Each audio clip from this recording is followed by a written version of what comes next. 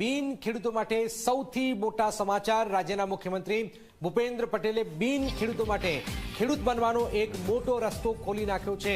જી હા, આ એવા ખેડૂતોની વાત છે કે જેમની પાસે 1960 થી અત્યાર સુધીમાં ગમે ત્યારે ખેતીની જમીન હતી, પરંતુ કોઈને કોઈ પ્રોજેક્ટમાં સંપાદિત થઈ ગયો હોય કે વેચી મારી હોય, તેઓ હવે ફરીથી ખેડૂત બનીને ખેતીની જમીન ખરીદી શકશે।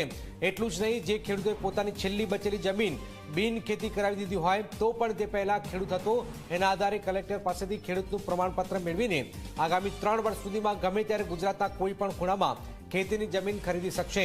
અત્યાર સુધીમાં જો કોઈ પણ ખેડૂતની તમામ જમીન સંપાદિત થઈ જાય કે ખેડૂત પોતાની પાસે રહેલી તમામ જમીન બિન ખેતી કરાવી નાખે તો તે રેકોર્ડમાં ખેડૂત મટી જતો હતો, પરંતુ હવે આવા બિન ખેડૂત બની શકશે। ગુજરાતના તમામ શહેરો અને ગામડા લોકો માટે આ મહત્વપૂર્ણ સમાચાર છે। ખાસ કરીને એવા લોકો માટે આ મોટા સમાચાર છે કે જેમની પાસે ખેતીની જમીન હતી, પરંતુ પછીથી કોઈને કોઈ કારણસર ખેતીની જમીન વેચી દીધી હતી।